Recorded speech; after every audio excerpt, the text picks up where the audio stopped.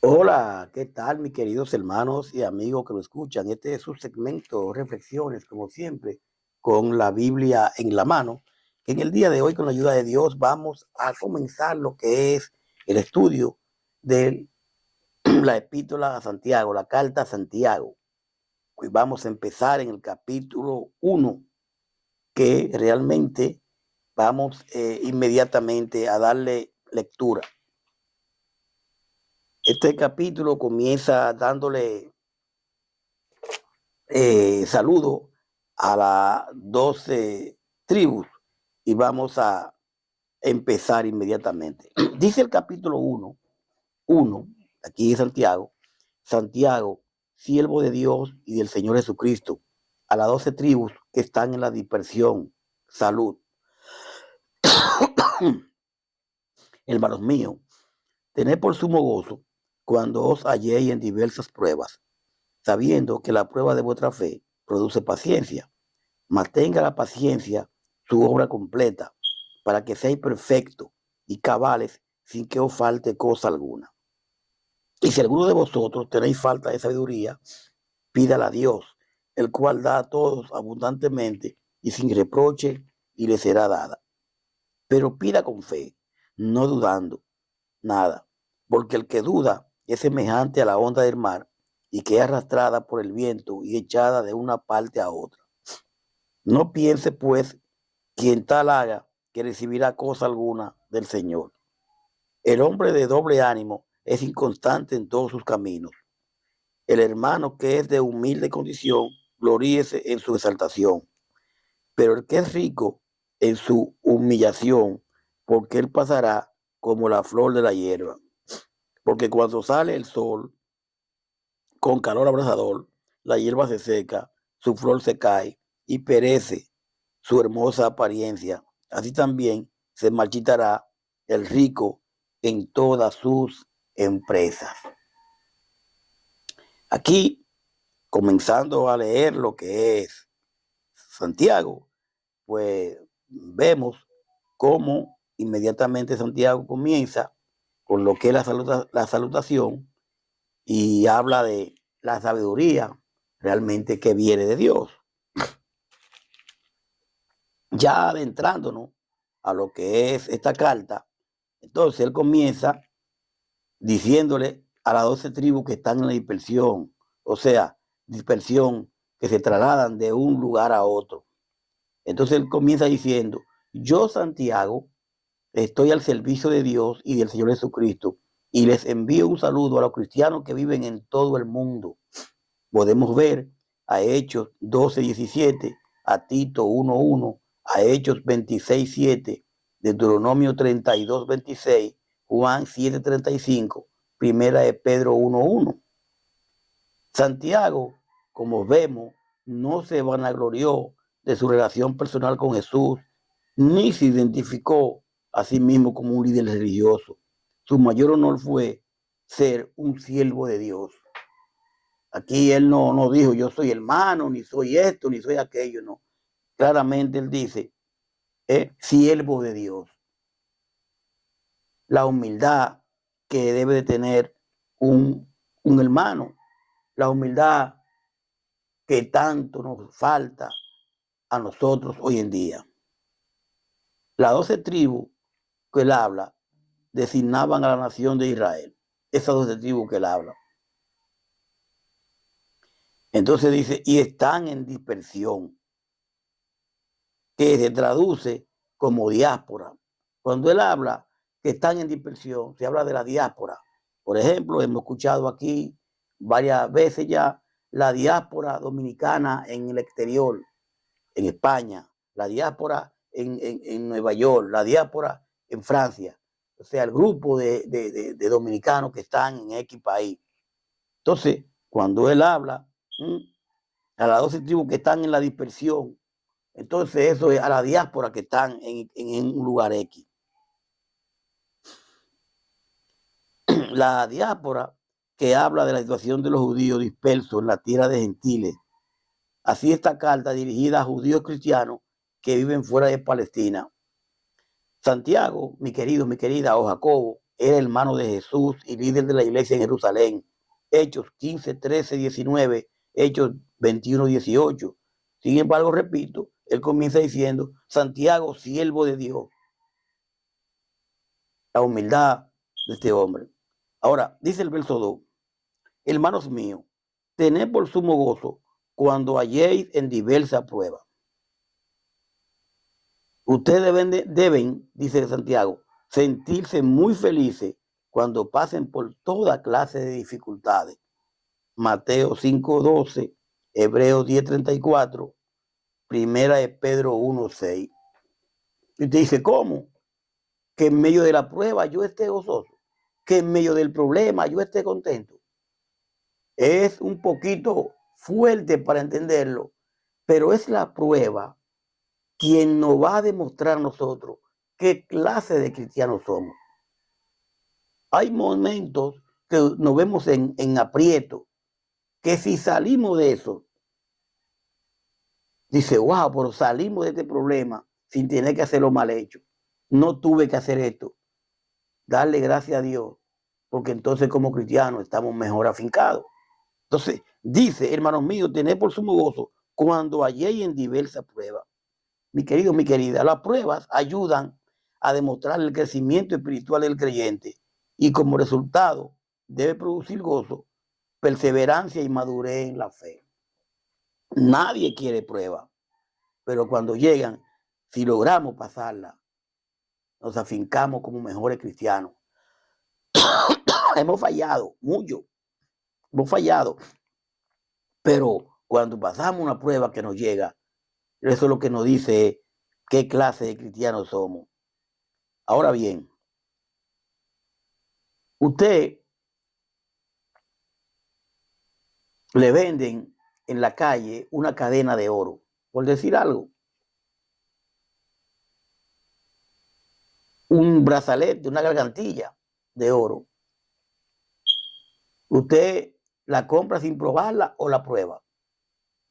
Cuando usted prueba y se da cuenta que oro es del bueno, entonces esa cadena pasó la prueba. Usted y yo como cristianos, como hijos de Dios, si pasamos la prueba, realmente Dios está contento. Si no pasamos la prueba, ¿cómo está Dios? Triste, porque no pasamos la prueba que se nos ha dado. Dice el verso 3, sabiendo que la prueba de vuestra fe produce paciencia. ¿Qué produce la prueba? Paciencia de vuestra fe. En todo hay que saber que nosotros debemos de obedecer al Señor. Y esa prueba de esa fe, entonces, produce la tranquilidad de que estamos realmente obedeciendo al Señor. Entonces, dice así que cuando su confianza en Dios sea puesta a prueba, ustedes aprenderán a soportar con más fuerza las dificultades. Romanos 5:3, convirtiéndose en cristianos, ¿verdad? Realmente. Y convirtiéndose en cristianos que no libera automáticamente a nadie de las dificultades. Aún pasando esa prueba, no nos libera automáticamente de las dificultades que podrán venir. Podemos ver a Juan 15:20, segunda de Timoteo 3:12, primera de Pedro 1:6-7, primera de Pedro 4:12-19. La actitud correcta al enfrentar la adversidad, mi querido, es tener sumo gozo, la cual no es una relación emocional, sino una deliberada e inteligente evaluación de las circunstancias desde la perspectiva de Dios al ver las pruebas como un medio para el crecimiento moral y espiritual. Mi querido, no nos gozamos de la prueba en sí misma, sino en su posible fruto. Someter a prueba equivale a comprobar lo genuino de algo y sirve como disciplina para purgar la fe de sus impurezas, extirpando lo que es falso. Mi querido, la paciencia no es resignación pasiva ante circunstancias adversas, sino firmeza y valor que nos ayudan a resistir con valentía. Dice el verso 4, mas tenga la paciencia su obra completa para que seáis perfectos y cabales sin que os falte cosa alguna. Mi querido, por tanto, debemos resistir la prueba hasta el final para que seamos mejores y podamos obedecer lo que se nos ordene. Colosenses 4:12, Primera Tesalonicenses 5:23. Ahora habla de perfecto. No se refiere a ausencia absoluta del pecado, sino que lleva implícita la idea de algo completamente desarrollado o maduro, con madurez e integridad. Debemos de evitar el pecado. Debemos a toda costa. Pero siempre vamos a tener esa cosita, pero que sea, no que nosotros sepamos, vamos a decir, que nosotros no nos demos cuenta, pero donde nosotros sabemos que podemos pecar, que nosotros no lo hagamos. Cuando habla de cabales, subraya la idea de plenitud y redondez. Dice el verso 5 aquí, Santiago 1, y si alguno de vosotros tiene falta de sabiduría, dice Santiago, pida a Dios, el cual da todo abundantemente y sin reproche, y le será dada. El escritor dice aquí, si alguno de ustedes no tiene sabiduría, pídale a Dios, Él le dará todo en abundancia, sin echarle nada en cara. Primera de Reyes 3:9, Proverbios 2:3, Primera de Juan 5:14. Y debo decir algo aquí, que aquí la sabiduría se relaciona directamente con Dios, como en Proverbios 1:7. La sabiduría no solo incluye el conocimiento que viene de Dios, sino también la habilidad de ponerla en práctica. Si queremos pedir sabiduría a Dios, pedimos sabiduría. ¿Dónde usted cree que vamos a encontrar la sabiduría? Señor, para lidiar con esto que me está, ayúdame, dame sabiduría. Dios nos va a dar la sabiduría aquí. La palabra nos va a alejar del pecado. Y la sabiduría que Dios nos va a dar ya está aquí estampada. Porque queremos sabiduría, tenemos enfrente el pecado, tenemos enfrente a una mujer casada, tenemos enfrente a un hombre casado. Entonces, deseamos esa mujer, deseamos ese hombre, vamos a decirlo así claramente, pero entonces le pido sabiduría a Dios. Oh, ¿y cuál es la sabiduría que Dios nos va a dar? En su palabra está que los hombres casados, hay que respetar todo eso, que la mujer casada hay que respetarla, que cada quien tenga su esposa y cada quien tenga su esposo. Entonces la sabiduría que Dios nos da, sí nos la va a dar en la palabra, porque pedimos sabiduría para algo, entonces queremos que Dios nos la dé, pero ¿cómo nos la va a dar? ¿De qué manera? Si está aquí en la palabra, el respetar. Eso es en cuanto a lo que es a adulterio y fornicación, pero hay muchísimas cosas. Ay Dios, dame sabiduría. Yo me quiero robar un carro, dame sabiduría para no robarme el carro. ¿Y cómo me la va a dar Dios? ¿De qué manera me la va a dar? Él me la da. En la palabra está, no robará. Entonces esa sabiduría de yo saber de que ese carro yo no puedo robar. Yo tengo que trabajar para tener lo que yo desee. Podemos ver a Proverbios 12, Proverbios 1, 2, 4, Proverbios 2, 10, 15, Proverbios 4, 5, 9, Proverbios 9, 12. La sabiduría que puede recibirse pidiéndole con fe a Dios a través, como yo le decía, de su palabra. Él no la va a dar la sabiduría, pero a través de su palabra. No es un conocimiento intelectual o especulación filosófica, sino comprensión espiritual del propósito de la prueba. ¿Para qué me llega esta prueba? ¿Para qué me llega? Esta prueba, si yo no la paso, no voy a estar agradar, no voy a agradar a Dios. Pero si yo la paso, voy a agradar a Dios. No, pues yo no puedo hacer esto, porque a Dios no le gusta esto, porque tenemos que tener inteligencia, ¿verdad? Y analizar las cosas.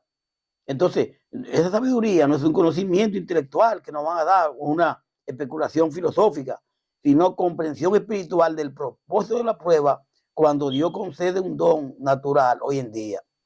Lo hace abundantemente y sin reproche. Esto es generosamente, no con disgusto, desgano o reserva.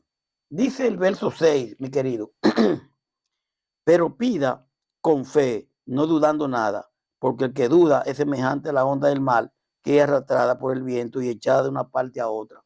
El que duda tiene la salida ahí mismo, ve la salida, pero entonces no la ejecuta porque duda. ¿Y si yo hago esto? ¿Y si yo hago lo otro? Hay que tener una decisión conforme a la palabra de Dios. Eso sí se debe pedirla con seguridad de que Dios te la dará, porque los que dudan son como las olas del mar, que el viento lleva de un lado a otro. Marcos 11:24. Mi querido, mi querida, pedir con fe significa pedirla de acuerdo con la voluntad de Dios, con plena confianza de que Dios es soberano. Primera de Juan 5:14-15. Sin dudar, es decir, el que vacila en la práctica de su fe, que está lleno de indecisión. Dice el verso 7. No piense pues que quien tal haga que recibirá cosa alguna del Señor. O sea, no piense que pues que recibirá cosa alguna del Señor. Santiago 4:8. Se pide bajo la voluntad de Dios. Y hay cosas que no nos van a llegar. ¿Qué tiempo tiene usted pidiendo algo que no le ha llegado? ¿Y usted cree que Dios no está oyéndolo? ¿Usted cree que Dios no está escuchando? ¿Qué tiempo tengo yo que no estoy, que le pido a Dios y no me llega algo? ¿Él no me está escuchando? No, lo que pasa es que hay que pedir bajo la voluntad y si Él no le agrada, pues no la va a dar. Pero otra cosa, cuando queramos algo, trabajemos por ella. Trabajemos por ella. No creamos que nosotros, ay, que Dios, ponme esto aquí, me lo va a poner. Hay que trabajar.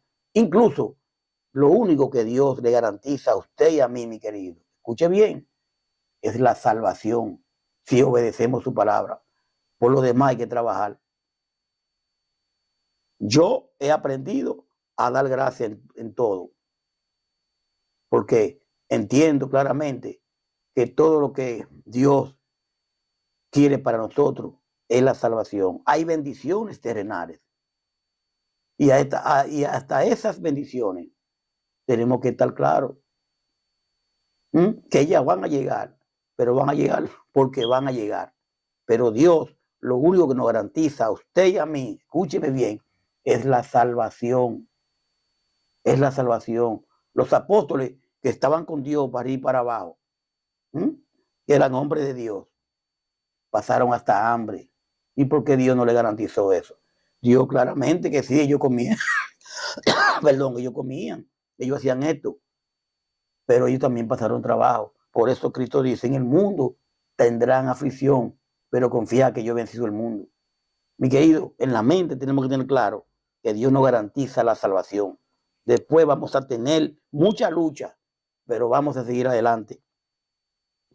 Realmente, dice, podemos ver a Santiago 4:8. No piense pues que recibirá cosa alguna del Señor, Santiago 4:8.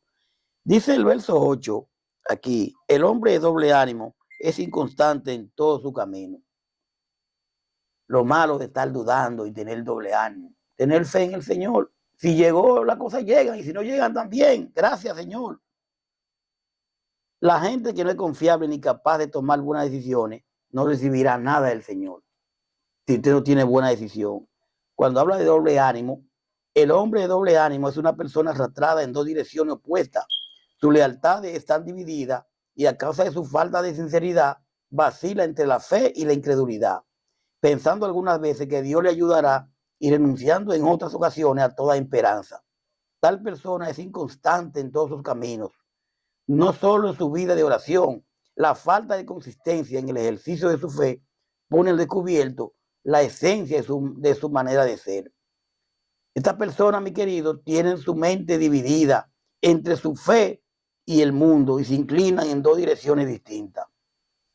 La prueba de la fe dan por fruto la paciencia. Oiga bien, la prueba de la fe dan por fruto la paciencia. En medio de la prueba tenemos que tener fe y paciencia. Es decir, la capacidad para resistir, que es la manera distintiva del verdadero creyente. Y solo bajo la presión de la prueba puede el creyente comprobar la verdadera profundidad de su fe en Dios, sabiendo esperar. El corazón firme no vacilará, sino se gozará en el conocimiento de la bondad de Dios. Dice el verso 9. El hermano que es humilde, de humilde condición, gloríese en su exaltación. Realmente, si alguno de ustedes es pobre, debe sentirse orgulloso de lo mucho que vale ante Dios. Aunque no tengamos nada, valemos ante Dios, porque Él murió por todo, Cristo murió por todo. Su posición espiritual en Cristo, debemos mantenerla siempre, esa posición espiritual en Cristo, alta. Santiago 2:5, Romanos 8:17, Efesios 1:3. Dice el 10, pero el que es rico en su humillación, porque él pasará como la flor de la hierba. Si alguno es rico, debe sentirse feliz. Dice el verso 10, Santiago 1. Cuando Dios lo humille, pues la riqueza dura muy poco y son como la flor del campo. Primera de Corintios 7:31, Primera de Pedro 1:24. Humilde y rico. El contraste entre el pobre y el rico es un tema importante en esta carta, como vemos. Porque Santiago exhorta tanto al pobre como al rico que deben ser humildes delante de Dios y depender de Él. Y ya dice el verso 11 para terminar, porque cuando sale el sol con calor abrasador, la hierba se seca, su flor se cae y perece su hermosura, apariencia, así también se marchitará el rico en todas sus empresas. Mi querido, cuando hace mucho calor, dice la palabra, las plantas se secan, ¿verdad? Entonces sus flores se marchitan y pierden su belleza. Lo mismo pasa con el rico. Ni él ni su riqueza durarán. Isaías 46:8, Salmo 102, 4, 11 y 11. Tanto la pobreza como la prosperidad son ejemplos concretos de situaciones que ponen en prueba nuestra fe. Cualquiera de ellas pueden terminar en desastre. Dentro de la pobreza, adoremos a Dios, esperemos en Dios, gocémonos en Dios. Dentro de la riqueza, igual. La riqueza dura poco, así como la flor se marchita. El cristiano que es materialmente pobre puede regocijarse en su elevada posición especial como hijo de Dios, mientras que el que es rico puede regocijarse en nuevos valores, comprendiendo la naturaleza temporal con bienes terrenales, en oposición a los eternos beneficios de las posesiones espirituales. Cuando habla de se marchita en la flor, se refiere a la destrucción de aquellos que solo son ricos en cosas perecederas. Mi querido, mi querida, para terminar, un testimonio escritural consiste en que el dinero, aunque es necesario, puede ser peligroso. Las cosas que pensamos, poseemos, puede que no posean a nosotros. Y Dios nos llama a poner los bienes materiales en una correcta perspectiva y usarlos sabiamente bajo sus directrices, bajo su dirección. Y voy a repetir esto para terminar. Un testimonio escritural consistente es que el dinero, aunque es necesario, puede ser peligroso. Escúcheme bien. Las cosas que pensamos que poseemos puede que no nos posean a nosotros. Y Dios nos llama a poner los bienes materiales en una correcta perspectiva y usarlos sabiamente bajo su dirección. Vamos a dejarlo ahí por el día de hoy, para después venir con el verso 12, que ahí nos va a ayudar a soportar la prueba. ¿Cómo vamos a soportar la prueba? A amar a Dios en medio de la prueba, y aquí vamos a aprender de cómo soportar la prueba. Gracias por su sintonía. ¿Quiero soltarle algo? Hay personas que me han dicho, ay, que tú lo haces muy largo, que esto, que aquello. Si usted anda buscando la verdad, usted la va a encontrar en la palabra del Señor, pero tiene que escucharla, tiene que leerla, porque podemos leer una novela, una noticia, un video de YouTube, eso lo podemos ver, pero la palabra de Dios, muchas personas se la encuentran larga, pero eso que estamos leyendo es para salvación y vida eterna, si la obedecemos. Gracias por su sintonía. Paz de Dios. Hasta la próxima. Bye bye.